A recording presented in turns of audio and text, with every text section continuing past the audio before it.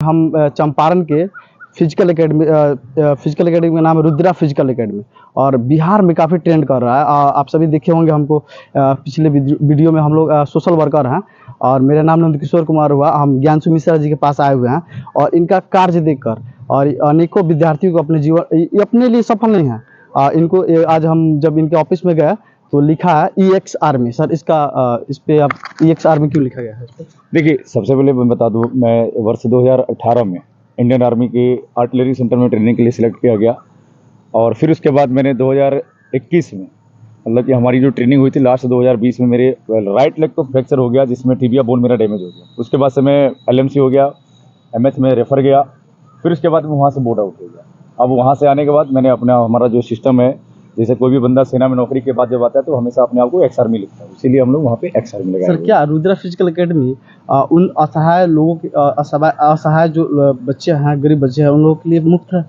बिल्कुल बिल्कुल। देखिए, हम लोगों ने बहुत सारे ऐसे देखा हुआ है, लेकिन देखिए इसमें भी कुछ ऐसा है कि बच्चों को भी समझना है।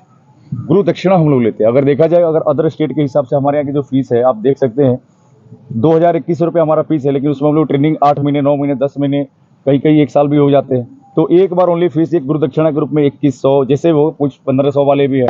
इस प्रकार से हम लोग बिल्कुल, कई बच्चे ऐसे जिसका सिंगल पेरेंट्स वाले हैं या कोई पेरेंट्स नहीं है उनके, तो उनके लिए फ्री ऑफ कॉस्ट भी हमारे पास पूरे व्यवस्था है। सर जो मैट्रिक इंटर में जो बच्चे पढ़ते हैं तो वे लोग देश सेवा करना चाहते हैं, क्या आप आर्मी और अग्निवीर अन्य डिफेंस जो लाइन के जो जॉब करके ही देश सेवा किया जा सकता है कि और अन्य देश सेवा? देखिए, मैं बोल रहा हूँ, देश सेवा करने के लिए सिर्फ आप सेना को ज्वाइन करके सोचेंगे कि देश सेवा तो आप घर पर भी कर सकते हैं। देखिए, सिर्फ सेनाओं के हाथ में नहीं है कि वही सिर्फ देशभक्त हैं, सिर्फ वही अगर करते हैं तो वही देशभक्ति कहलाएगा, ऐसा नहीं है। हम लोग अपने गांव से, अपने घर से ही, देखिए अगर देशभक्ति दिखाना है तो अपने घर से ही, जैसे रूल रेगुलेशन कुछ भी लागू होता है देश के प्रति, जो भी अच्छा काम हो सकता है हम लोग अपने घर से ही शुरुआत करेंगे उसको, तब जाके। और मैं हर व्यक्ति को बता दूं कि अगर आप ऐसा सोच रहे हैं कि सिर्फ सेना ज्वाइन करके ही हम लोग देशभक्ति का एक हम लोग प्रस्तुत दिखा सकते हैं, लेकिन ऐसा कुछ नहीं है। आप अपने घर से, अपने गाँव से ये कैसे समाज को तैयार करिए जो देशभक्ति से इन्वॉल्वमेंट। सर एक और सवाल है आपसे।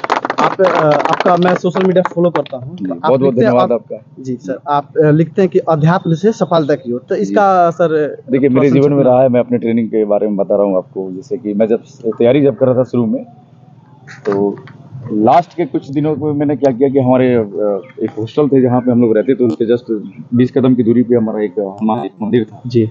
तो डेली जाके मैं क्या करता था, उससे मेरे को हनुमान चालीसा पूरा याद नहीं था, तो मैं बुक देख के वहाँ पे हनुमान चालीसा पढ़ता था। उससे मुझे एक एनर्जी फील होता है, जैसे कि मैं जो भी काम करता था उसमें मेरे को एकाग्रता महसूस होता था। मेरे को अगर पढ़ाई नहीं करो तो उससे थोड़ा सा बेचैनी फील होता था, जैसे पढ़ने बैठता था तो ठीक हो जाता था। इस प्रकार से मैंने फील किया कि अगर अध्यात्म में अगर आप जुड़ते हैं तो 110% जो आपकी जो माइंड की जो एबिलिटी है वो 100% इंक्रीजमेंट करेगी। एक खुशी की अनुभूति होगी आपको, एक शरीर के अंदर एक अलग प्रवाह देखने को मिलेगा। तो जो आप में एनर्जी लग रहा है तो अध्यात्म है, कहीं ना कहीं अध्यात्म के साथ साथ मेरी खुद की जो सेना लाइफ ने जो मुझे दिया, सेना का बहुत बड़ा योगदान रहा मेरे जीवन में। सेना का भी है और मैं तो अध्यात्म से शुरू से जुड़ा रहा हूँ, तो शुरू से अध्यात्म। बहुत बहुत धन्यवाद सर। और एक और लास्ट जो सवाल है, जो भी गांव के जो युवा होते हैं और भी जो देश सेवा में मतलब आर्मी बनना चाहते हैं, तो उनको मतलब क्या योग्यता होनी चाहिए, मतलब कैसे मतलब वो अपने यहाँ तक आ? देखिए, सबसे पहले तो इंडियन आर्मी में भर्ती होने के लिए कम से कम आपको 10वीं पास होना जरूरी है। फिर उसके बाद आपकी हाइट 170 सेंटीमीटर फॉर GD, मतलब जनरल ड्यूटी में जो बच्चे भर्ती होना चाहते हैं उनकी हाइट कम से कम 170 सेंटीमीटर होनी चाहिए। प्लस में 10वीं पास तो युक्त आपको बता ही दिया।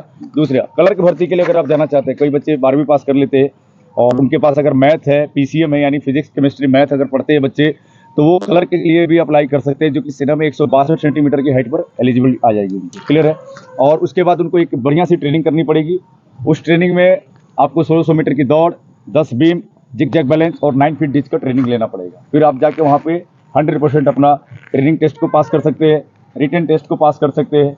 ये करवाई करके आप भारतीय सेना को ज्वाइन। सर एक लास्ट वाला, जो भी मतलब बच्चे होते हैं यहाँ पे आते हैं पढ़ने के लिए, तो ये सभी लोग अग्निवीर हैं। अग्निवीर में और भी बिहार पुलिस में जो भी तैयारी करने आते हैं, तो सर जो भारत सरकार की अग्नि जो पथ योजना है, क्या आप उस पर क्या विचार रखते हैं? देखिए, सिविल में अभी अग्निपथ योजना को लेकर मैं तो ऑन रिकॉर्ड ऐसे नहीं बोलना चाहिए मेरे को, लेकिन फिर भी मैं बोल रहा हूँ। देखिए, पॉलिटिक्स जो है हम लोगों का थोड़ा सा अग्निवीरों पे थोड़ा सा ज़्यादा वो कर दिया, लेकिन अंदर अभी आपने एक राजनाथ सिंह का अभी आपने एक वीडियो देखा होगा 2-4 दिन पहले का, उसमें उन्होंने ये बोला कि हम ज़्यादा से ज़्यादा जितना हो सकता है जो अग्निवीर में हम लोग बदलाव करना चाहते हैं वो बदलाव जरूर करेंगे।